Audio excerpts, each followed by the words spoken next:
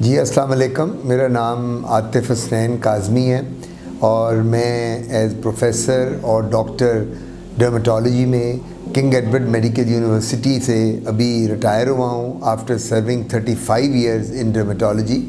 میرے والد ڈاکٹر غلام شبیر وہ فاؤنڈر آف ڈرمیٹالوجی تھے پاکستان میں۔ انہوں نے اسکن کا شعبہ بنایا وہاں میو ہاسپٹل لاہور میں، اور اس کے بعد اس شعبے کو چلانے کے بعد میں نے اس شعبے کو دیکھا، اور اب میرا بیٹا ماشاءاللہ وہ بھی اسکن میں ڈرمیٹالوجی میں ہے، لیکن وہ آج کل انگلینڈ میں ہے، وہاں کنسلٹنٹ ہے لنڈن میں۔ اور میں apart from king Edward medical college میں فاطمہ جنرل میڈیکل کالج میں بھی پروفیسر رہا اسکن کا کوئی 7 سال، اور اس سے پہلے علامہ اقبال میڈیکل کالج میں پروفیسر رہا اسکن کا کوئی 8 سال۔ اور جو علامہ اقبال میڈیکل کالج کا اسکن ڈپارٹمنٹ تھا اور جو فاطمہ جناح میڈیکل کالج کا اسکن، وہ میں نے ان کو بنایا، وہاں پہلے اسٹیبلش کیا، وہاں کوئی یونٹ نہیں تھے تو وہ میں نے ان کو ریکگنائز کرایا Pakistan medical and dental council سے۔ اب آج کل میں ریٹائرمنٹ کے بعد میں رجسٹرار تھا کنگ ایڈورڈ میڈیکل یونیورسٹی میں، ریٹائرمنٹ سے پہلے پروفیسر اور ہیڈ آف ڈپارٹمنٹ تھا۔ آج کل میں ایٹ پریزنٹ امپلائمنٹ میری ہے university of Lahore Raiwind road پہ as professor and head department of dermatology. Skin میں مجھے کام کرتے ہوئے کوئی 35 سال ہو گئے ہیں، اور زیادہ 35 سال 1980 میں 1980 میں نے کنگ ایڈورڈ میڈیکل کالج سے گریجویشن کی تھی، اور اس کے بعد پھر میں نے MBBS کے بعد MCPS کیا، MD کیا، اور پھر امریکہ اور یورپ انگلینڈ میں نے اسکن میں ٹریننگ حاصل کی۔ تو اللہ کا شکر ہے کہ اب 35-37 سال کی نوکری کے بعد میں جب ریٹائر ہوا تو میں گریڈ 21 میں تھا، سینئر موسٹ پروفیسر، اور آج کل جتنے بھی ان سروس ڈرمیٹالوجسٹ ہیں پاکستان میں 90% میرے شاگرد ہیں۔ تو یہ بڑی خوشی کی بات ہے کہ اب میرے شاگرد جو ہیں وہ بھی پروفیسر ہو گئے ہیں۔ میں نے 6 کتابیں ڈرمیٹالوجی میں لکھی جو میری بڑی اچیومنٹ ہے۔ اس کے علاوہ میں نے کوئی 50 سے زیادہ پبلش کیے پیپر اس کے ڈرمیٹالوجی کے، جو میں نے باہر بھی پڑھے اور پاکستان میں بھی پڑھے۔ اور ان 6 کتابوں کے علاوہ میں نے اور میرے والد نے ایک سنڈروم ڈسکرائب کیا جسے شبیر سنڈروم کہتے ہیں، اور اس شبیر سنڈروم کو وہ ایک ایسا بیماری ہے جو فرسٹ کزن میریجز میں بچوں میں آتی ہے۔ ان کے جو فرسٹ کزن ہوتے ہیں ان کے بچے جب پیدا ہوتے ہیں تو وہ جنرلی ان کو وہ اسکن ڈیزیز ہوتی ہے جس کے ساتھ وہ سروائیو نہیں کر سکتے۔ تو اللہ کا شکر ہے کہ وہ ہم نے ڈسکرائب کی بیماری، اور پوری دنیا میں وہ شبیر سنڈروم میرے والد کے نام سے جانی جاتی ہے۔ تو میں یہاں میرا کلینک جو ہے وہ گارڈن ٹاؤن لاہور میں 48 Ahmad Block New Garden Town میں ہے، وہ میں شام کو کلینک کرتا ہوں۔ میں نے پاکستان میں اسکن لیزرز کو متعارف کرایا، اور یہ بات ہے آج سے 20 سال پہلے، کسی کو پتہ ہی نہیں ہوتا تھا کہ اسکن کا لیزر کیا چیز ہے، تو میں وہ لے کے آیا اور میں نے آ کے انٹروڈیوس کرایا، اور اب ماشاءاللہ ہر گلی محلے میں اسکن کا لیزر لگا ہوا ہے اور سارے لوگ وہ کر رہے ہیں۔ میرے کلینک پہ ساری لیزر فیسلٹیز اویلیبل ہیں، لیزر ہیئر ریموول بھی ہے، جو پگمنٹڈ لیئرز ہوتے ہیں برتھ مارکس اس کا لیزر بھی ہے، کیو سوئچ بھی ہے، CO2 لیزر بھی ہے گڑے اور کھڈوں کے لیے، موقوں کے لیے CO2 لیزر ہے، کاٹری مشین ہے، کرائیو سرجری ہے۔ میں اپنے کلینک پہ بوٹاکس کے انجیکشن بھی لگاتا ہوں، فلرز بھی کرتا ہوں، PRP بھی کرتا ہوں، گنجے پن ینگسٹرز میں جو گنجے پن کا علاج ہے، اور اس کے ساتھ میں PRP کے ساتھ فلر بھی یوز کرتا ہوں، ڈرما پین بھی کرتا ہوں، جس کے ساتھ مریضوں کو بہت فائدہ پہنچتا ہے۔ اگر آپ کاسمیٹکس کی بات کرتے ہیں تو اس میں آج کل کاسمیٹولوجی ایک انٹیگرل پارٹ بن گیا ڈرمیٹالوجی کا۔ ہر شخص جو ڈرمیٹالوجی میں آ رہا ہے وہ کاسمیٹولوجی کو پریکٹس کر رہا ہے، اور یہ دیکھنے میں آتا ہے کہ کاسمیٹولوجی ایک اتنا امپورٹنٹ حصہ ہے کیونکہ اب خالی خواتین ہی نہیں بلکہ مرد حضرات بھی اپنے آپ کو اسکن کو چمکدار، فریش اور گلوئنگ اسکن کرنا چاہتے ہیں۔ سو بات سب سے بڑی یہ ہے کہ کاسمیٹولوجی، لیکن دیکھنا یہ ہے کہ کیا آپ کسی کویک کے پاس تو نہیں جا رہے ہیں علاج کرانے۔ کاسمیٹولوجی کے پروسیجرز ہم خود کرتے ہیں، جس میں بوٹاکس ہے، فلرز ہیں، derma pen, PRP، skin rejuvenation, CO2 laser hair removal, ये सारे प्रोसीजर हैं। लेकिन मेरा मशवरा होगा कि सिर्फ क्वालिफाइड बंदे से आपने जाके ये इलाज कराना है। ये ना हो कि आप एक ब्यूटिशियन के पास चले जाएं या क्वैक के पास चले जाएं, जहाँ जाके आपके मसले मसाइल शुरू हो जाएं। सो कॉस्मेटोलॉजी अब डर्मेटोलॉजी का हिस्सा है, लेकिन ये कह देना कि जी हर चीज़ को कॉस्मेटोलॉजी क्रीम्स और लोशंस और जेल्स रिप्लेस कर जाएंगी, ये गलत है। आप अपने डर्मेटोलॉजी से रजू करें। स्पेशली मैं आप इस हवाले से बताना चाहूँगा, गोरा करने वाली क्रीमें जो हैं ये मार्केट में बहुत अवेलेबल हैं। इनके अंदर स्टीरॉइड्स डाले होते हैं और उन स्टीरॉइड्स की वजह से चेहरे पे औरतों के बाल आ जाते हैं। स्किन तो गोरी नहीं होती, लेकिन वो इतना बदनुमा चेहरा हो जाता है बाद में 2-3 माह के बाद कि धब्बे पड़ने शुरू हो जाते हैं, इरिटेशन होती है और पेशेंट बड़ा अनकम्फर्टेबल फील करता है। तो मेरा मशवरा होगा कि जब भी आपने कॉस्मेटोलॉजी के या किसी ब्यूटी की क्रीम के बारे से बात करनी है तो अपने मुस्तनिद डर्मेटोलॉजिस्ट से, डॉक्टर से या मुझसे रब्ता कर सकते हैं। तो हम आपकी स्किन को चेक करेंगे, उसकी स्किन टाइप क्या है, कितना उसकी फ्रीक्वेंसी होगी जो हम आपको लेज़र यूज़ करेंगे अगर लेज़र के साथ करना है, और अगर क्रीम्स देनी है तो कौन सी क्रीम्स आपकी स्किन को सूट करेंगी।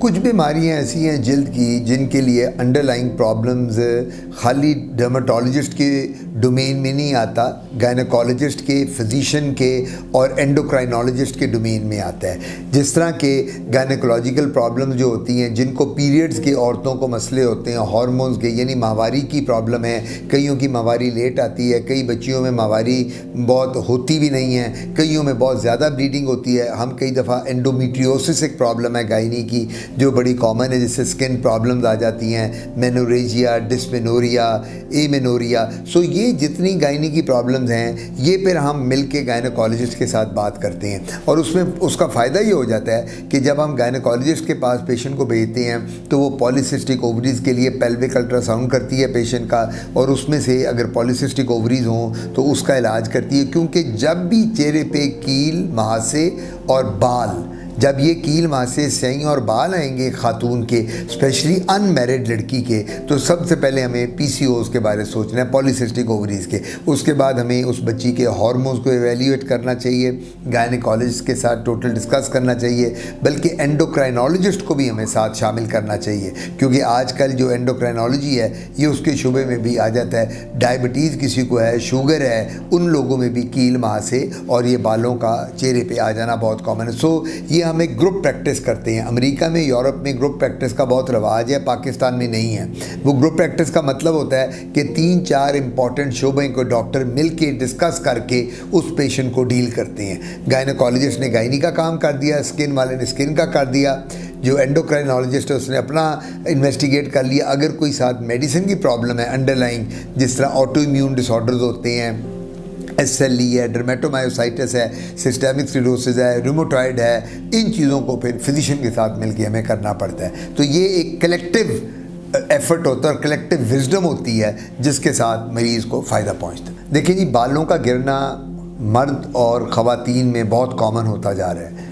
आज से 40-50 साल पहले जब हमारे दादा परदादा या नानी परनानी ज़िंदा थे तो उनके बाल 100-100 साल तक सर पे रहते थे, 90-90 साल तक। आजकल के 20-20 साल, 25-25 साल के बच्चे बच्चियां गंजा होने लग गए। उसकी रीज़न क्या है? जेनेटिक तो सबसे इम्पॉर्टेंट है, मौरूसी कहते हैं उसको, ब्लड में आना। अगर आपके वालिद या वालदा की तरफ जीन्स में गंजा पाना है तो वो आपके बच्चों में आएगा, लेकिन उसके साथ डाइट का सबसे बड़ा रोल है। अनफॉर्चुनेटली आजकल burger, fast food, soft drinks और बाहर के खाने इन्होंने बच्चों का बेड़ा गर्क कर दिया। दूध पीना ख़त्म हो गया घरों में, कोई यानी एडल्ट्स दूध नहीं पीते, फ्रेश फ्रूट्स और जूसेस नहीं लेते।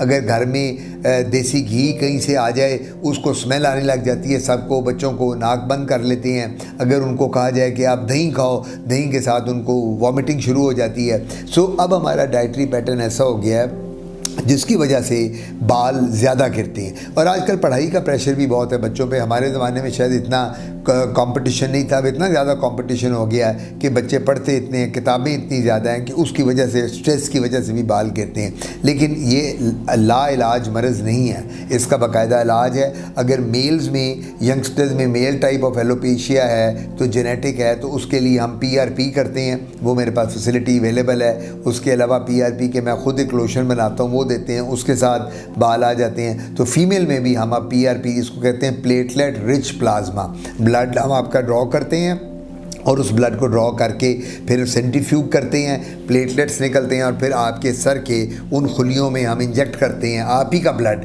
जो यहाँ से सेंट्रीफ्यूग होता है प्लेटलेट रिच, वो आपके जो डॉर्मेंट हेयर फॉलिकल्स हैं उनको इरिटेट करता है और बाल आपके बढ़ने शुरू हो जाते हैं।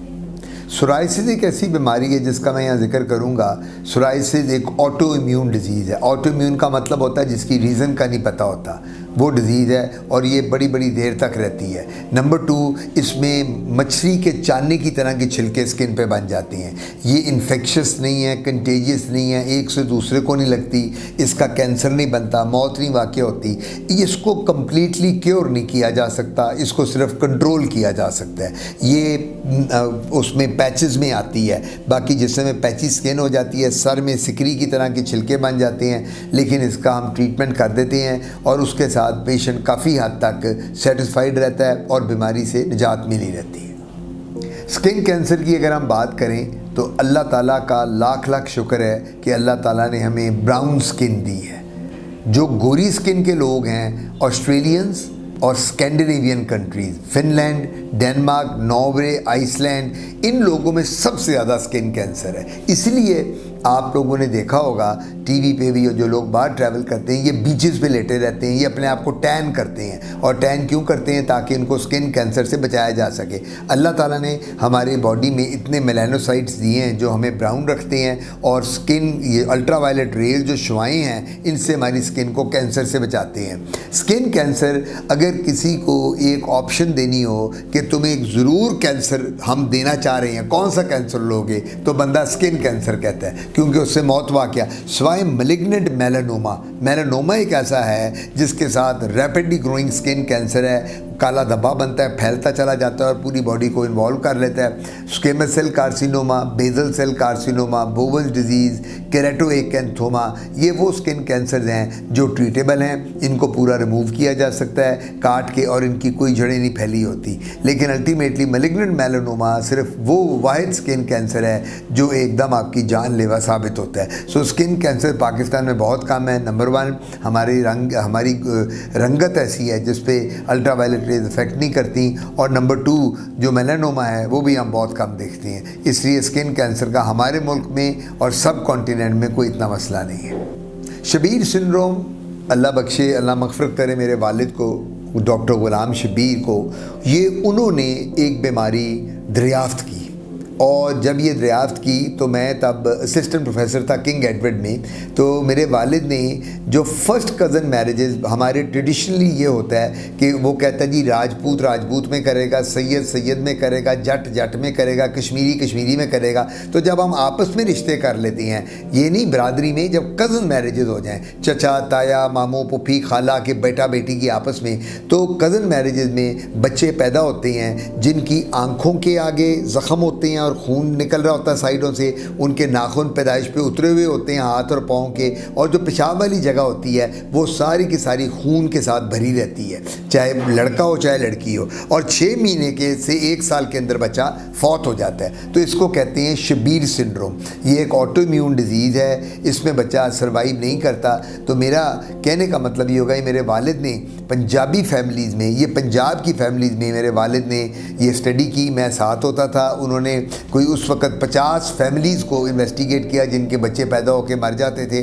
और जब हमने इसकी जेनेटिक कोडिंग कराई ऑस्ट्रेलिया से, तो पता यही चला कि ये कज़न मैरिज में जो DNA है, जो हमारी एक शनाख्त बनता है, ये उसकी रिसेसिव जीन है, और उसकी वजह से बच्चे ऐसे कज़न मैरिज में पैदा होकर खून के साथ पैदा होते हैं, नाखून उतरे होते हैं, ब्लीड कर रहे होते हैं और उनकी डेथ हो जाती है। सो इसका इलाज नहीं है, एक ही इलाज है, और मैं आपको मशवरा दूंगा कि कज़न मैरिजेस ना करें, शादियाँ बाहर करें, बरादरी में कर लें। लेट से एक राजपूत बरादरी है, वो कहता है जी हम तो करेंगे राइयों में या राजपूत में, बिल्कुल करें, लेकिन कज़न में ना करें। برادری میں کر لیں. سید کہتے ہیں سیدوں میں کرنی کرو باہر, لیکن کزن میں نہ کریں. اسی طرح کشمیری ہیں کشمیریوں میں کر لیں, جٹ ہیں جٹوں میں کر لیں, پٹھان ہیں پٹھانوں میں کر لیں, جو برادری میں چٹھے جو برادری ہیں, لیکن کزن میرجز کو اوائڈ کریں. اور آخر میں اپنے انٹرویو میں آپ کو میں فیسلٹیز بتا دوں کہ میں کیا کرتا ہوں, کہاں ہوتا ہوں, کیا ہیں. پہلی بات تو ہے کہ میں لاہور میں بیسڈ ہوں. مرہم کے شعبے کو جو یہاں لک آفٹر کرتے ہیں ان سے آپ میری اپوائنٹمنٹ کی بات کر سکتے ہیں.